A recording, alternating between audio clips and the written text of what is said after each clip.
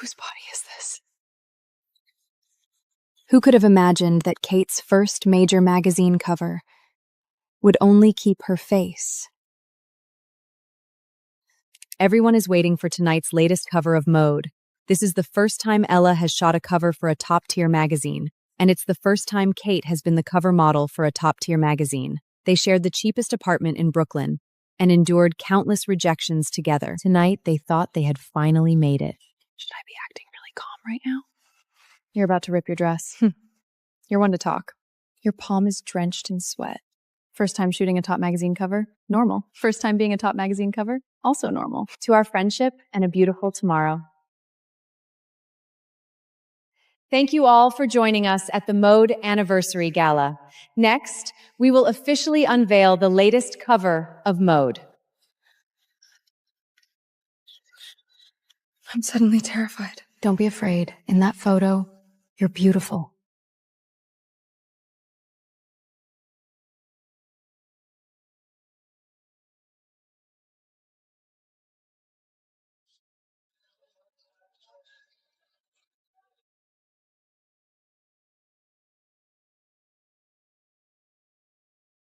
The waist has been narrowed, the legs stretched. Even Kate's natural curls have become poker straight, platinum blonde, like a wig placed on top of her head.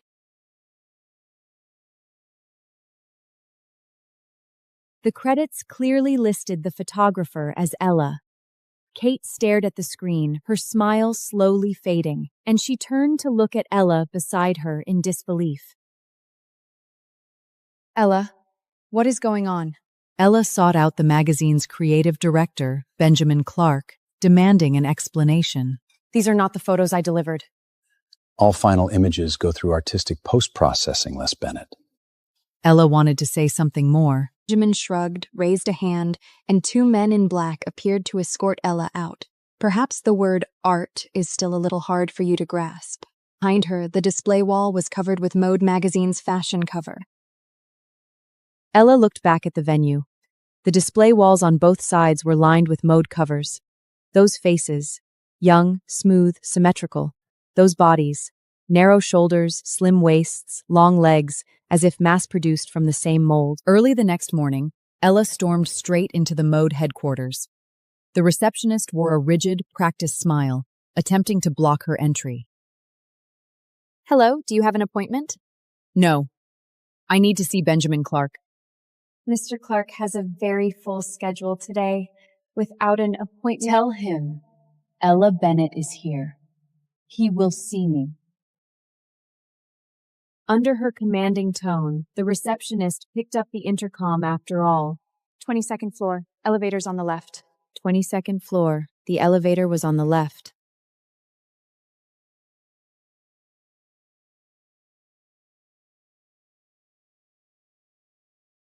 Ella walks slowly.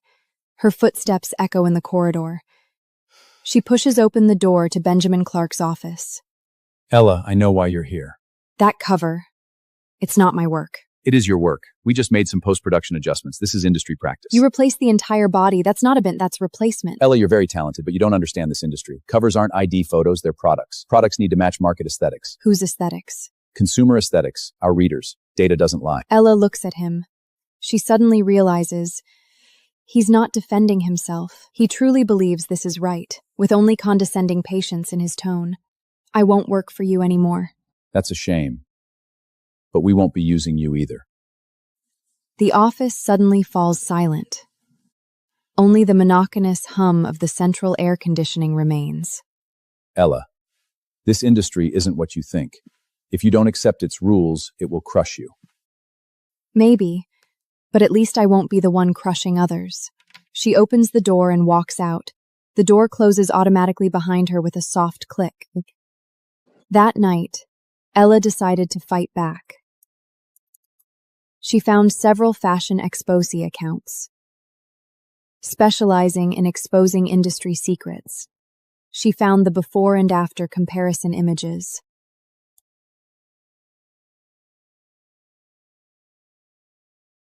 To avoid being traced, she created an anonymous email.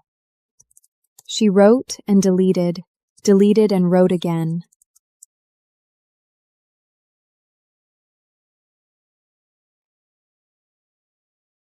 She sent the email to 3 accounts.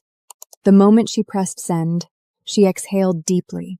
She turned off the computer and walked to the window, looking across to the opposite building. A man's silhouette busied itself in the kitchen. A cat sat on the windowsill. Ella left the window, crossed to the bed, and lay back. The crack stretched from the light fixture to the corner, like a branching river.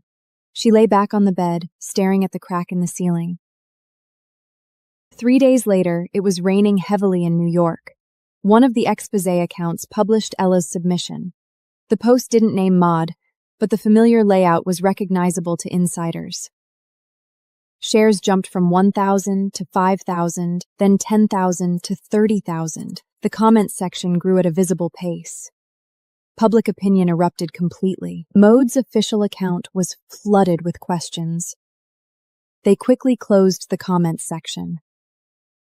She didn't seem to feel the joy of victory. She only felt irony and overwhelming fatigue. At 9 a.m., Maud executives held an emergency meeting. They weren't prepared to apologize. Across from him sat editor-in-chief Helen. They wanted to frame systematic alteration as aesthetic dispute. Benjamin, I need an explanation. Who is this photographer? Ella Bennett, 26, graduated from NYU Visual Arts. Does she have evidence? Before and after comparison. Irrefutable evidence. Helen decided to issue a statement. Careful wording. Don't admit fault, but don't escalate either. Use standard retouching process. Use miscommunication. Frame it as an aesthetic dispute. Aesthetics have no right or wrong, so no one is responsible. Don't use the word replacement in the statement. Not a single mention.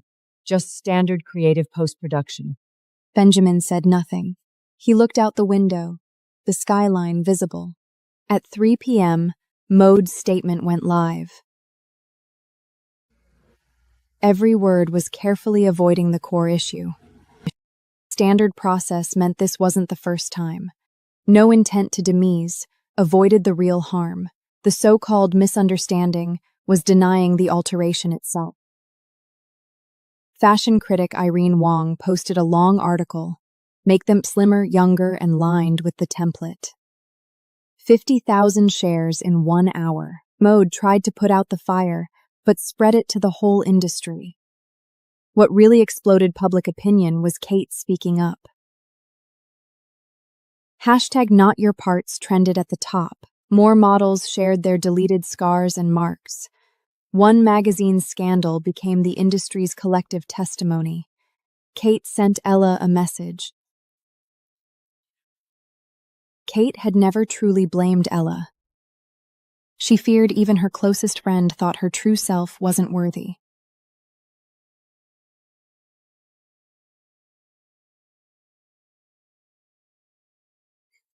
Ella replied instantly. Her phone kept ringing. The vibration sounded like a trapped bee. Her phone kept ringing. The vibration sounded like a trapped bee.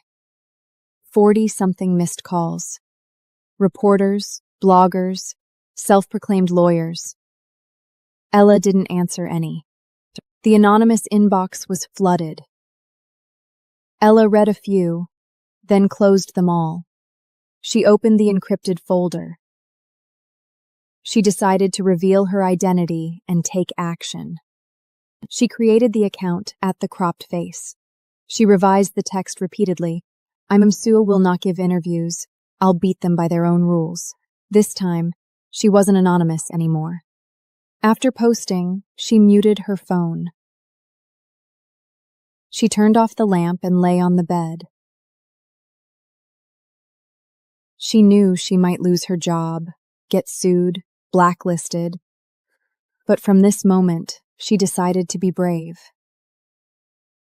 She wanted to do something for the industry she loved.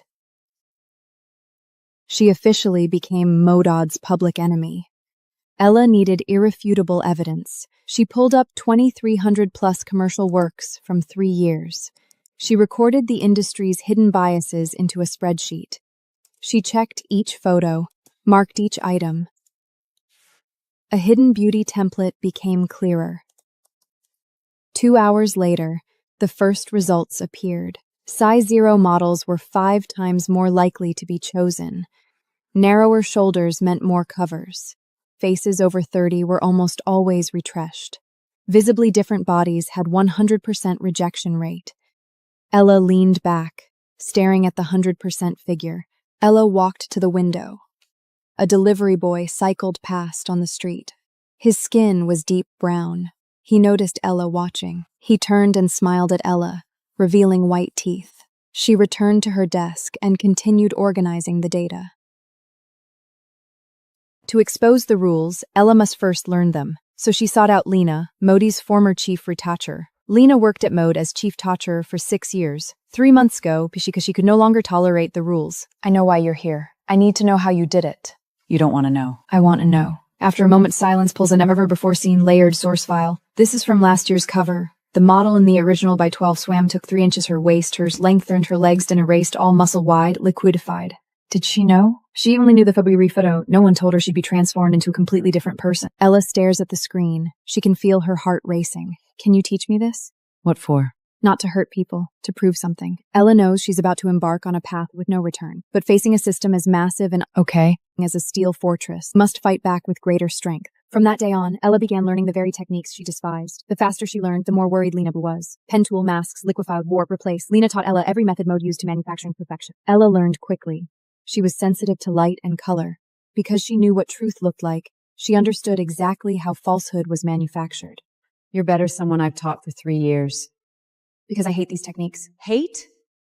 Hate makes me learn faster. If I like these things, I'd savor them slowly, but I hate them, so I want to master them quickly, and then use them to finish what I need to do. Lena didn't speak. She watched Ella's fingers move powerfully across the tablet, each movement carrying restrained anger. Ella's fingers paused. Do you know what you're becoming?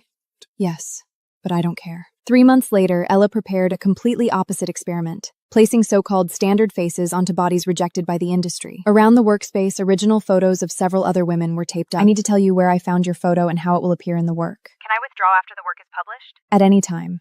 I want my face shown. I want everyone to know what I truly look like. She kept the standard face, but replaced it with a strong, curvy body muscular, naturally curly-haired and scarred. After 3 hours, the composite was complete. She stared at the screen for a long time and named the photo What If. She logged into @thecroppedface and posted the photo. Shares jumped from 500 to 2,000, then to 8,000. She put down her phone, stood up, and walked to the window.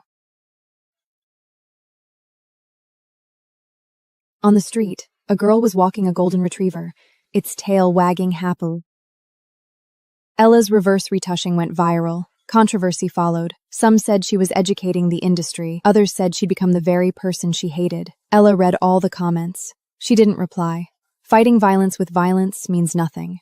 Nor did she like any of them. I understand her anger but disagree with her methods, though I don't have a better approach either. The next day, she posted another. A strong man's face that posted confusion. A third 3 chubby white woman's face on extremely thin man's body, standard. 1 photo per day, group photo, length camera laughing, serious, or casual. In the center of Freda was a mirror.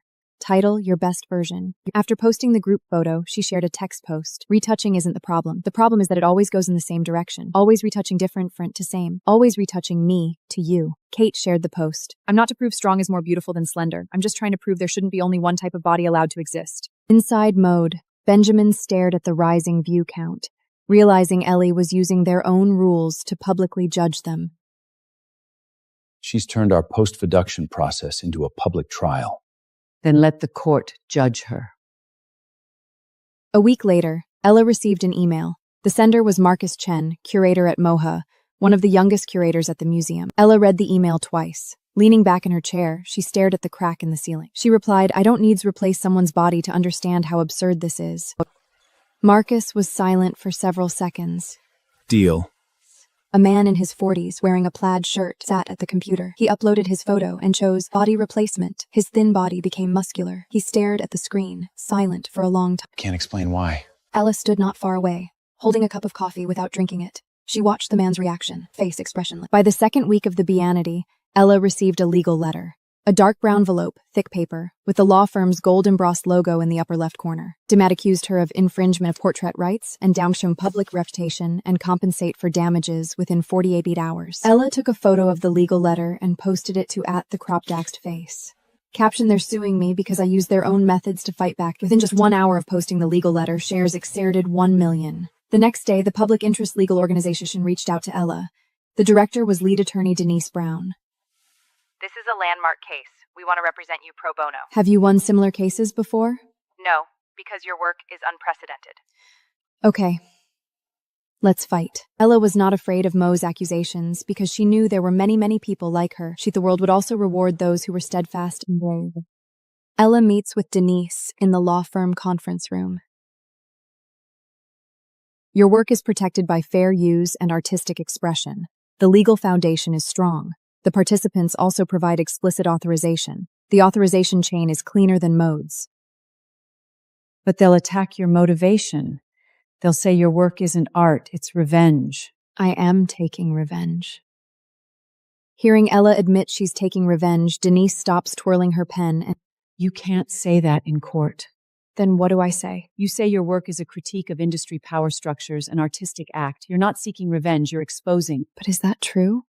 I am taking revenge? They'll also say you're just exploiting these bodies in a different way. We must prove everyone knows how the work will be displayed and has the right to say no at any time. They're not my materials. They're co-authors. You can say that. Ella looks down at her hands. Long fingers. Nails cut short. Is it wrong for me to be angry? Denise looks at Ella with intense eyes. She knows Ella's anger. In fact, she's angry too. But the court won't judge their anger, only their actions. My actions haven't harmed them. Then let the evidence speak. Truth and facts in court are sometimes two different things. Do you want to win? Ella looks out the window, silent for a long time. Yes. Then let's follow our strategy. The two reach an agreement, ready to face the upcoming court battle. 1 month before the trial, Mode launches a media campaign first. Mode magazine publishes a long article defending industry stand on its website. Ella's legal team launches the hashtag #WhoDecidesBeauty, inviting everyone to upload their before and after retunning photos. They want all those who viewed to speak for On the themselves. first day, fewer than 100 people participated. On the second day, 500 people participated. On the third day, over 3,000 people shared their retripped photos. One model shared a photo where her waist was retricked to be thinner than her head.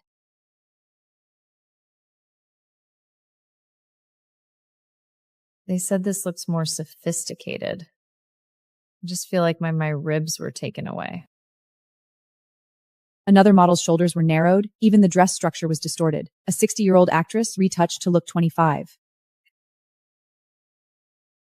This face may be younger, but she hasn't lived my 60 years. A post model explicitly requested to keep her stretch marks, but they were all erased in the final image. A flexion rate for size 0. Photographer uploaded original and retreated versions. They said it's optimization. I say models have the right to know how they'll be changed. Just Who Decides Beauty reached over 500 million views. CNN, New York Times, and The Garden several followed up, ordering and written industries and dispute it one by one. Went low and to went to pace before the trial. She spent unexpected person contact Ella's legal team. Her name is Sarah Campbell, 34 years old, former head retoucher at Mode. She was fired by Benjamin 3 years ago. 3 years ago, they told me to completely replace a power model's shoulders and legs. I refused. Do you have evidence? Yes. Benjamin has an internal document called the Aesthetic Manual. Page 1. Cover model clothing size 2. Bruce page which not visually student 4 times head width and sure body hair should be equestrian. Next page, stretch marks, burper scars, nathpoint shadows be cross project utilized hair authorized be deleted visual inconsistent. It specifies in detail how every body type, age, facial feature, and skin toner should be corrected. This is an individual returner's choice. It's a long-term systematic standard. Do you have this document? I copied a version when I left. Lena sends a 217-page PDF. It's filled with charts, photos, radios, parameters, Ella and flips diagrams. through Page by page. She feels not anger, but a bone-deep cold. I spent 26 years thinking beauty was a feeling. It turns out it's just a spreadsheet. Soon, the New York Times published the Aesthetic Manual. Headline: The Fashion Industry's Perfect Late, but Mode's Internal Aesthetic Manual Exposed. The report reveals the manual's contents and includes interviews with Lena and several former employees. My shoulder width ratio is 2.7, so according to I'm not feminine enough for the cover? A plus-size model posts a photo. Waist to hip ratio 0.7, mine is 0.85. Turns out my body is just a failing data point. A 64-year-old actress holds up her original and retouched photos. They didn't erase wrinkles, they erased the days actually lived. On the day of the exposure, Mode's parent company stock plummeted by 30%. The statement has only one sentence. I take full responsibility. Benjamin Clark remains his social media accounts are set to private. When Ella sees all this, she's in her studio working on a portrait. In the photo, the wrinkles on the old woman's face look like rivers on a map. Ella sets down the mouse and looks out the window. They can't see block the sunlight. Benjamin Clark gives an exclusive interview to CNN. This is his first public appearance. Benjamin, is the aesthetic manual real? Benjamin Clark gives an exclusive interview to CNN. This is his first public appearance. Benjamin, is the aesthetic manual real? It's an internal reference, not a mandatory standard. But it says the waist-to-hip rate should be less than 0.7. What is that if not a standard? That's visual advice. It also specifies that power-type shoulders and back should be narrowed, muscle shadows should be smoothed out, and wrinkles, scars, and stretch marks be deleted. Benjamin is silent for a few seconds. His Adam's apple moves. I admit it doesn't look good, but that's the industry. I was just doing my job. Does your job include modifying other people's work? Does it include cutting off people's faces? I didn't cut off anyone's face. I was just making necessary adjustments. The host pauses. Benjamin, please look at the camera. Benjamin looks up. Do you know how the models you adjusted feel? Benjamin looks at the camera. His lips move, but no sound comes out. After the interview airs, Benjamin's public image collapses completely. Ella doesn't watch the live broadcast. The next day, Ella scrolls to the interview, watches for 30 seconds, then closes it. Benjamin is no longer important. Trial day. The courtroom is small but packed. Ella wears a black suit dress and white shirt, her hair neatly combed. She sits straight, hands folded on the table, palms sweating. Plaintiff's attorney is in his 50s, wearing a dark gray suit, voice booming. Your Honor, members of the jury, the defendant Ella Bennett unauthorizedly used Mode's editing technology to create and distribute a series of defamatory works against the plaintiff, seriously damaging our brand reputation. He points to if displayed on the screen. This is not art, it's revenge. Denise stands up. Her voice is calm and slow. Your Honor, members of the jury, my client did not steal a so-called exclusive technology. Photo editing software is publicly available commercial software, and everyone involved in the work provided explicit authorization. Documents appear on the screen. What she did was simply use the same tools to expose a systematic bias. If exposing the truth is illegal, then is there still freedom of speech in this country? Creative freedom cannot be built on reducing people to parts. Objection, counsel is attempting to inflame emotions. Overruled. Let her finish. Beauty should never have a fixed standard. A person can agree to be photographed, but doesn't mean she agrees to be cropped, to be disassembled into someone completely different. They have the right to choose how they appear, and more importantly, to exist as complete wraps the gavel. Both sides have finished their statements. Call the defendant's witness. Call the defendant Ella Bennett to testify. Ella takes the witness stand. Ella stands at the witness stand, her expression calm.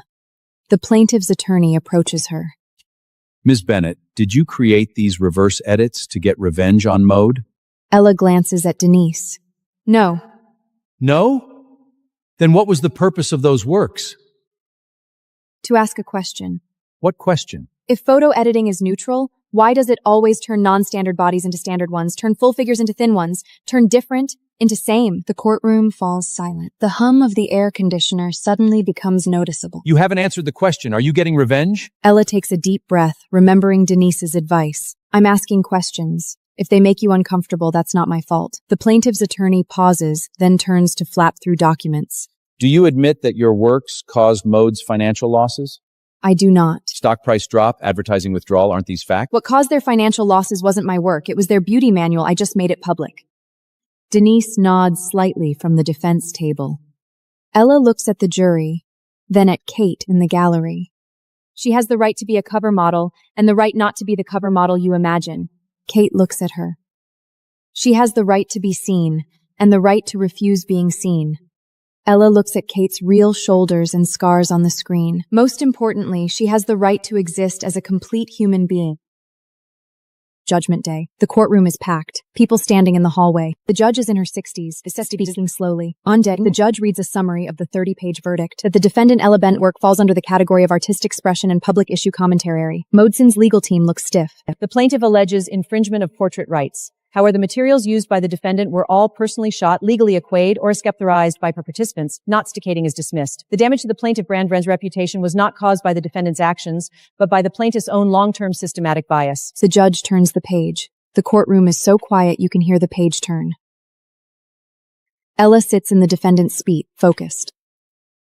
Therefore, its counterclaim for infringement of moral rights is missupported. The plaintiff shall compensate the defendant $1 as symbolic compensation and bear all litigation costs. $1. Hearing the amount, Ella lets out a relieved chuckle. The legal team at the plaintiff's table turns pale. The judge strikes the gavel. The verdict is complete. Benjamin didn't attend the hearing. Ella steps out of the door, her expression calm. The sun is bright.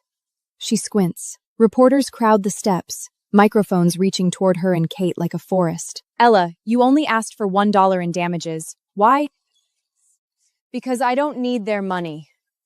On the steps, looking at the camera, I need them to remember. What they owe me is not money, but respect. $1 is a reminder. Every time they see that dollar, they'll remember what they did. Will you demand Mode cease publication? No.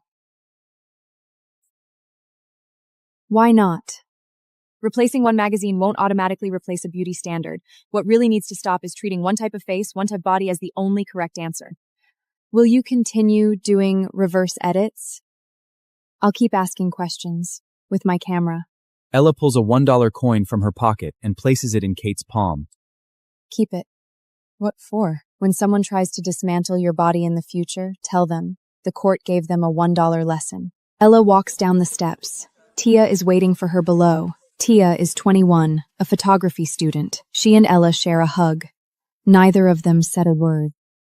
Ella reads news about Mode's bankruptcy reorganization in her studio. 1 month after the verdict, Mode announced bankruptcy reorganization. In the newspaper conference room, people gather for a meeting. The person at the head of the table speaks. All executives involved in creating were permanently banned from management positions in the fashion industry. The beauty manual, including Benjamin Clark. I thought I was protecting an industry standard.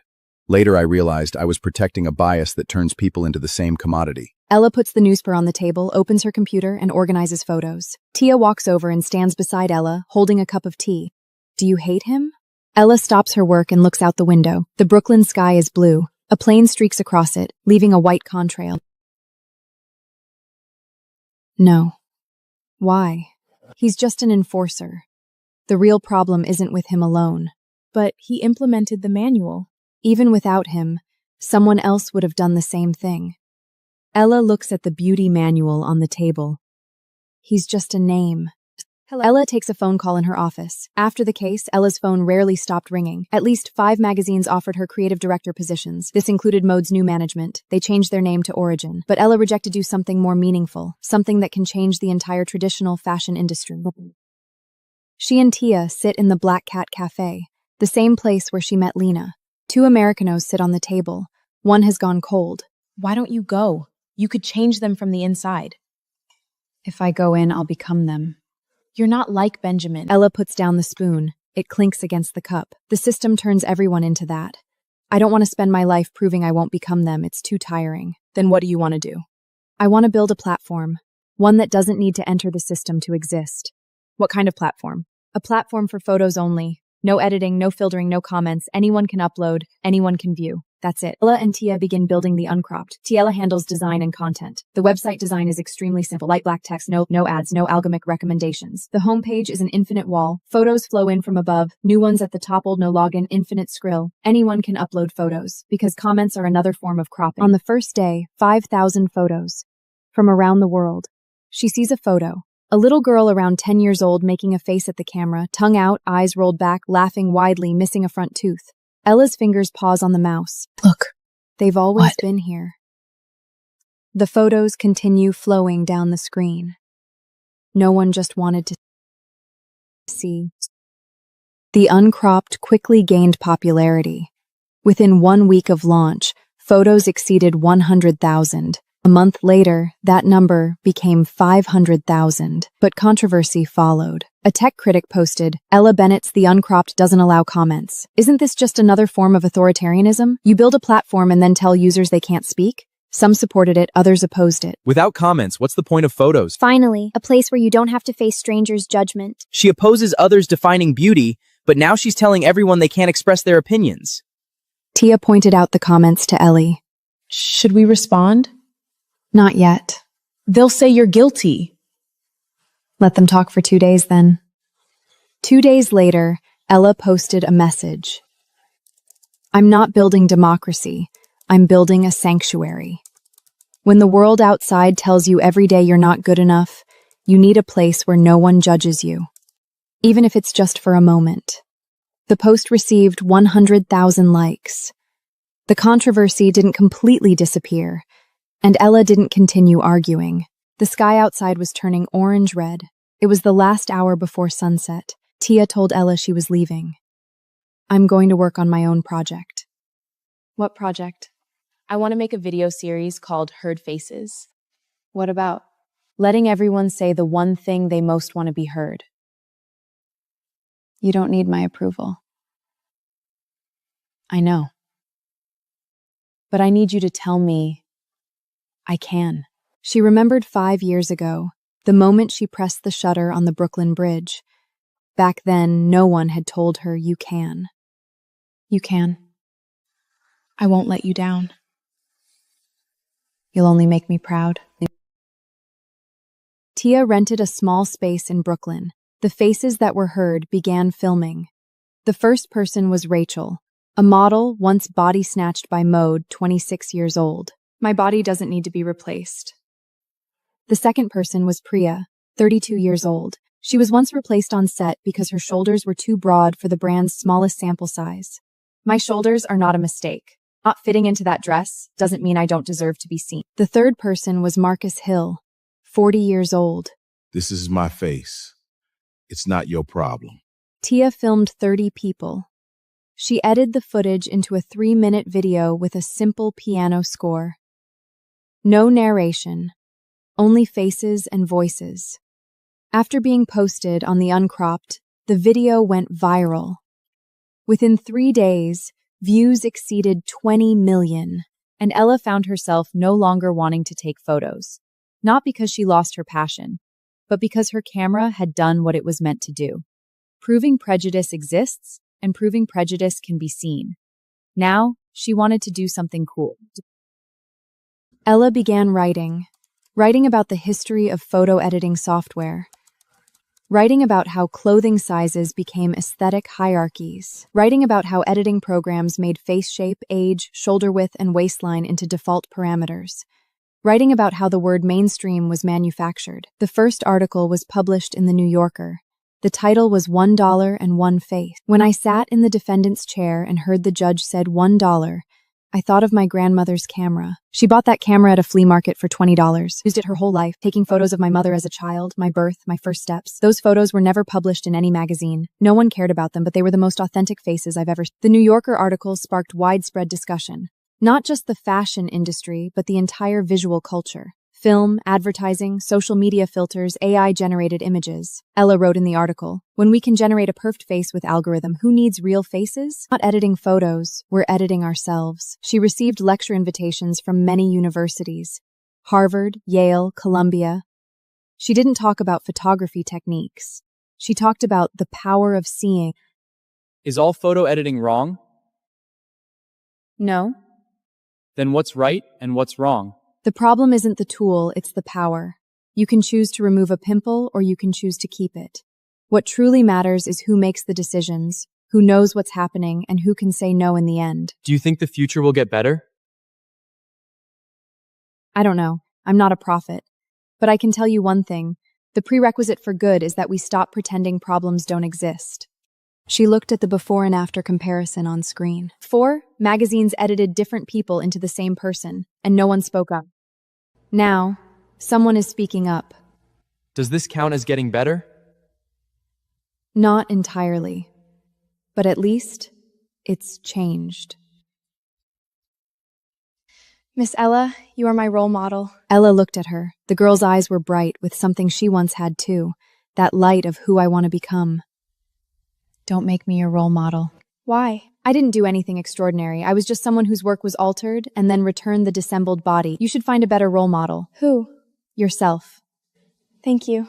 You're welcome. Study hard. And then, take the photos you want to take. Year later, an AI filter called Perfect Face suddenly went viral. Users upload any photo and AI automatically adjusts the face to golden ratio. Big eyes, narrow face, high noseband, pickled chin. Skin brightened, wrinkles smoothed, scars erased. Within 1 week of release, downloads exceeded 100 million. Ella put her own photo in. Seconds later, a strange face appeared on screen. Skin 3 shades whiter, eyes unnaturally large, nose narrowed, lips thinned, all skin texture smoothed away. She stared at that perfect version of herself, feeling utterly exhausted. Only then did she realize she had defeated one magazine but not the system itself.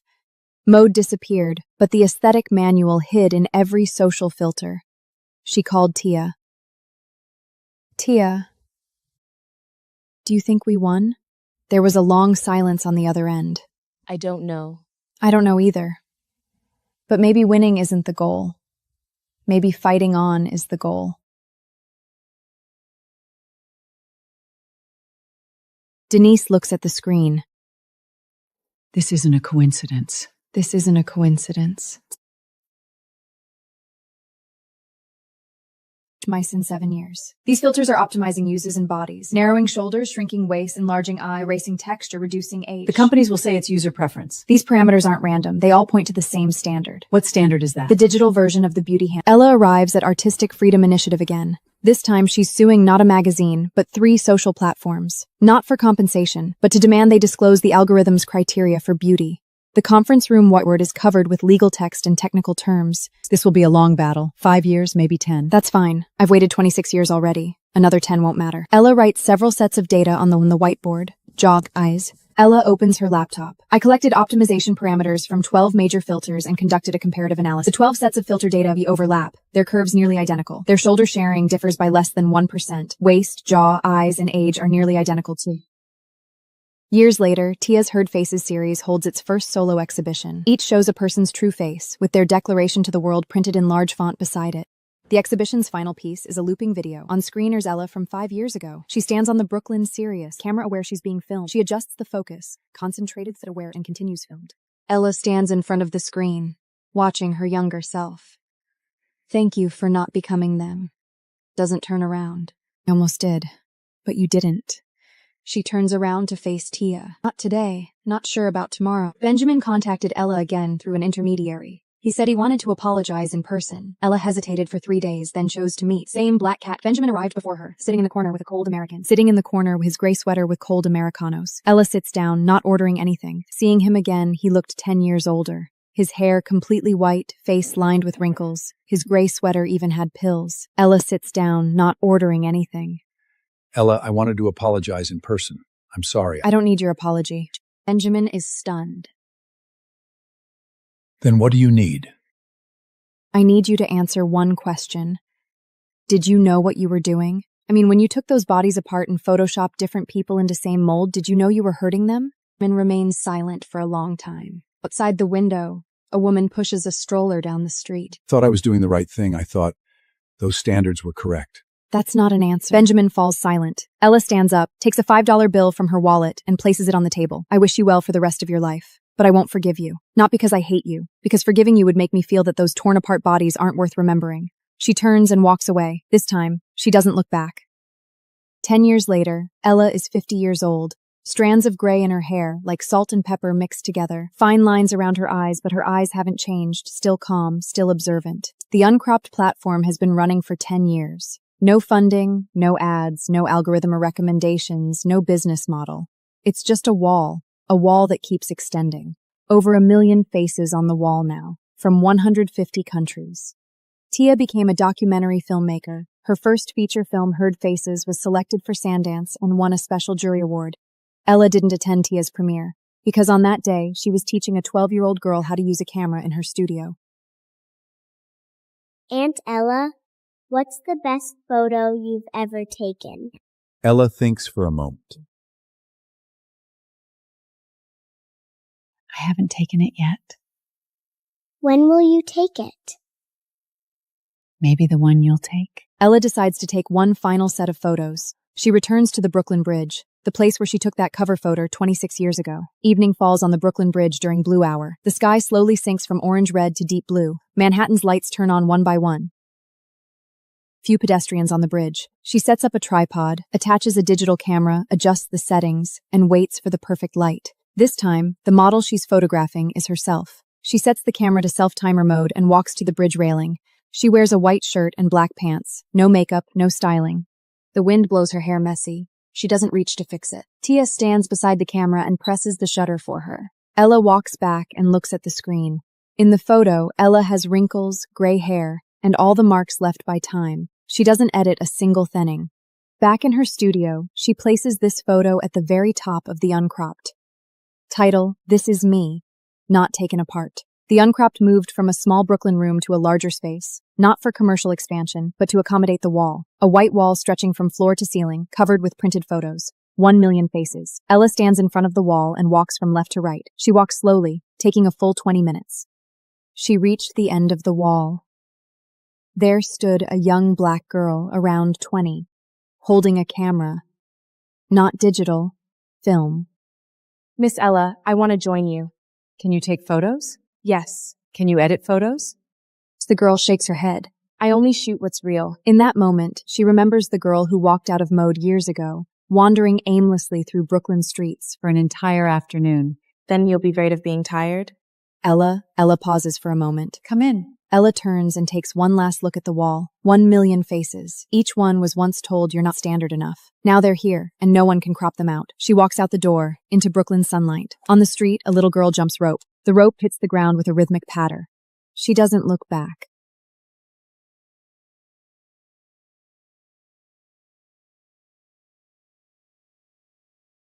In 10 years, the uncropped has collected over 2.3 million real faces. Every photo tells a real story. 47 co-plaintiffs, original testimonies ready. The photographers confirmed? Signatures are here. The people in the photos?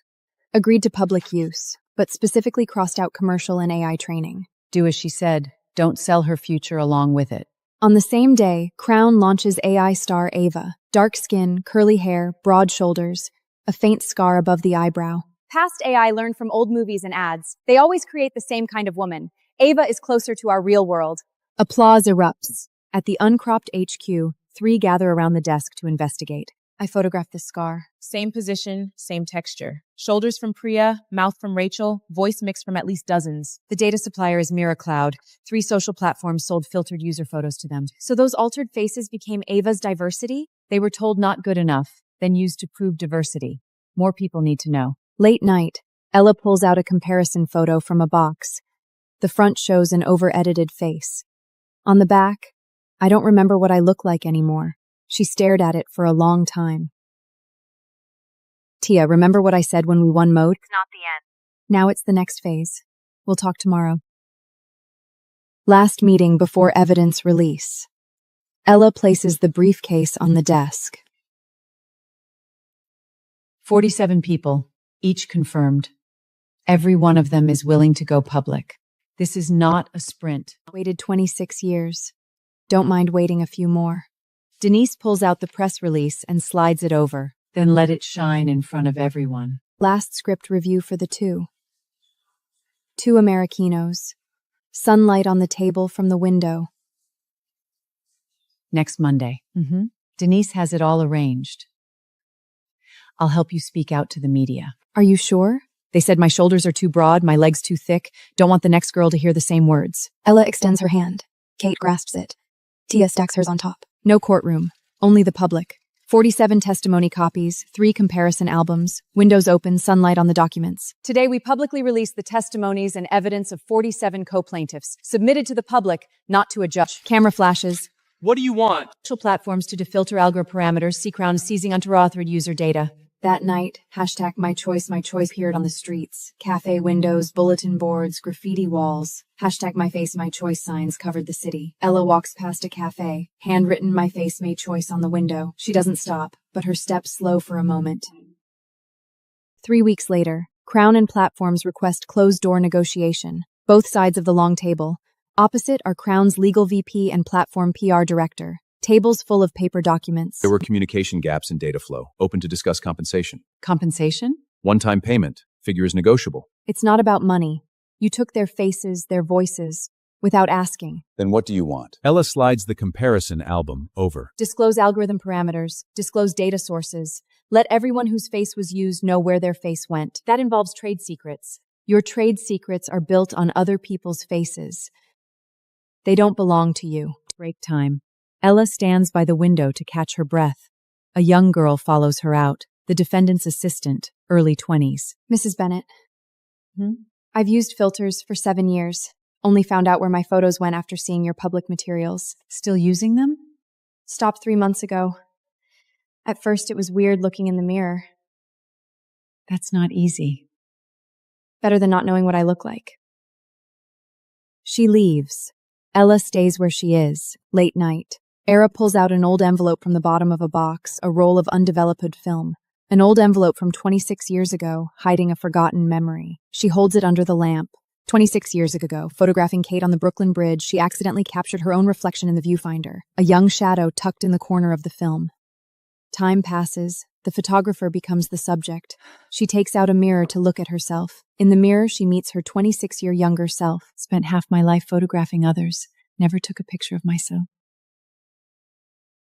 Evidence compilation continues. Pages turn. Tia circles markings on the wavelength die. Avi's voice is at least 12 people's features combined, not creation but collage. Denise walks in, holding a letter. Crown's written response. Using data, claiming anonymization, denying traceability to individuals. Megan's testimony mentions a small mole behind her right ear. Ava also has one in the same position behind her right ear. Anonymization wouldn't preserve mole positions. Add it to the materials. An unexpected visitor arrives. A woman in her 50s calls Ella over. She wears a military green coat. My name is Lena Harper, former chief reformer at Mode. I've heard of you. I retorched for 15 years. Every face I altered, later sold by social platforms. Willing to speak publicly? It's all in the letter. Not written. She leaves. Ella holds the envelope without opening it. Crown listed Marcus Hill as a filter-supporting user representative. Ella finds him in person. The round table. Marcus' birthmark on his left cheek is fully exposed. Did Crown approach you to write the statement? They asked me to share positive experiences. I wrote it. The way my birthmark was fixed, the same algorithm as the features optimized on Ava. What do you think now? I don't need to become someone else. I'm a librarian. My face doesn't bother anyone. Those filters have no right to say my face is a problem. This is my face, not their material. He signs the new statement. While negotiations continue, partners withdraw one after another. Tia places several letters on the table. 3 donors pulled out. New server bill, prepaid for a year, tripled. Extortion. We're not selling. How do we survive? The public trust plan. $1 per membership vote. No individual or corporation holds more than 1%. Whether to sell the platform, whether data can be used, everyone votes. Are you serious? Never been more serious. Ella sets up folding chairs in the hall. Word of mouth brought over 200 people. Front of the photo wall. No micro. Ella's voice echoes clearly in the empty hall. 4.8 billion. I refuse. The crowd falls silent. It's that the most valuable thing doesn't belong to me, these 2 million faces. She holds up an A4 sheet. $1 per vote. Who manages this platform shouldn't be decided by me alone. People start lining up. Some sign, some drop bills into a glass jar. In 10 days, the public trust received $18 million. The second week, a spliced audio clip leaks. Tape recorder. Tia presses play. Have no value. Only when collected do they have selling value. Finishes playing. Ella presses stop. Fake. Spleeced. For ordinary people, it's real enough. But Tia looks at the anonymous letter beside her. Trace to inside the server. Ella slides an envelope over. The records show your admin account. But I don't believe it was you. Why? If you wanted to betray me, you would have done it 3 years ago when the platform was dying. Ella removes her access card and places it on the table. Suspending my access. You're in charge. Rules can't only work when I'm not in trouble. Tia doesn't take it. They got in. I might have opened the door. Half the photo wall is off. 3 desk lamps. Tia pulls out an old contract and pushes it over. 3 years ago, the platform was about to collapse. I moved data to a cloud company without telling you. Users didn't know. You signed on behalf of over 2 million people. Sign or shut down. No third option. You should have told me. You would have said no. Ella sets up folding chairs again. Public disclosure. On the table, signature comparison, wave-frame printout, Crown acquisition timeline. The recording is fake. But you shouldn't believe me just because I say so. A copy. Handwriting can never perfectly match. Edited. All breakpoints are marked. This is Crown's acquisition path of the cloud company. She closes the file and pauses. There's something else. 3 years ago, Tia signed a data migration contract without notifying users. She was wrong. All historical agreements are printed here. Anyone whose photos are in this chain can request withdrawal. Silence. A young girl stands up and walks toward the stack of files. Another person. More follow. More people follow. Months later, Crown and the platform release the joint industry statement. The platform agrees to disclosure parameters within 60 days. Crown agrees to complete license retroactivity within 1 year. Anything untraceable will be deactivated. They call it a self-regulation pledge. What do you call it? I call it them admitting it. Word spreads. People gather on the street. Ella steps out onto the steps. You did it. It wasn't just me. You made this happen. Ella, is this a win? Those filters weren't neutral. They were a standard. Now everyone knows. Enough. Crown cleans up licenses. Victoria invites Ella to meet. Relicensing. Some will opt out. AV will get worse. Maybe. Is that what you want? No. What? Keep records of every use. Revenue, participants get a share, different prices for different uses, non-exclusive, can work with you, can work with others. What's your cut? Fixed service fee. They're not your talent, not your raw material, not giving them to me, giving them back to themselves. Victoria is silent. She takes the proposal into her bag. Accepted. Keep Ava. Okay. Agreed so quickly? Never wanted to kill your product. Just wanted you to pay what you owe. 800,000 license forms sent by mail. The hall is filled with envelopes. Some opt out completely. Some only allow non-commercial use. Some continue, and some, after reading all terms, still choose the $50 one-time buyout, his choice. He could have gotten long-term royalties. He needs that $50 more today. I can show him the options, but I can't choose for him. Ava relaunches. End credits include complete license information. Names scroll across the screen. Every real person credited. They actually put the names up there. Ella watches, says nothing. She watches the names scroll in silence, a look of resolution in her eyes. A year later, a letter from Washington. Invitation to testify before the House Committee on Technology and Ethics. Tia, Congress wants me to testify publicly. Are you going? Yes. Ella sits at the witness stand. 2 rows of congressmen below, the back rows full. Don't need this. She looks out at the audience. A few years ago, platforms and Crown gave in to public pressure. But that was just the first step. Digital images are quietly changing how we perceive truth. You think you're seeing a friend's photo, actually a filtered version. You think you're seeing a news figure, actually an optimized face. We're losing the ability to tell who is this really. She opens a printed collection, 100 real portraits from the uncropped wall. These are real people. They don't need permission to be seen, but we need to know, who are we really looking at? The bill won't solve everything, but it can let us start over. Before trusting a photo, first know if it's been altered. Silence. Then a congresswoman in the back stands and applauds. Applause spreads. Ella sits. She doesn't smile. Ella steps out. A young staff member chases after her. Miss Bennett. Yes. Why are you doing this? Took me 26 years to learn to trust my own face didn't need fixing. I've used filters for 12 years. After hearing you today, I'm stopping. It won't be easy. Worth trying. Ella says nothing. She keeps walking. The bill passes. Ella doesn't attend the signing ceremony. Why didn't you go? Everything that needed to be said was already set up there. Is this a win? The bill passed. Labels will be added. But people still need to learn one thing. When you see a face, first see the person. The 3 sit in silence, each lost in thought. 6 months later, the uncropped renamed to Uncropped World.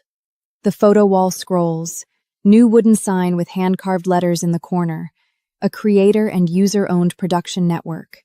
No permanent contracts for anyone. A movie poster spread on the table, a 62-year-old lead actress, not retouched younger. First commercial film won the year's top award. Part of profits go to public trust. First time we don't have to live off your freelance fees. It's not my company. You're the founder. A founder who can be voted out at any time. Yes. Can you edit photos? I can tell what's real from what's fake. Tia looks at her. This will be very tiring. I'm not afraid. All right, you convinced me. Dedicated to all those told, you don't meet the standard. You are the standard.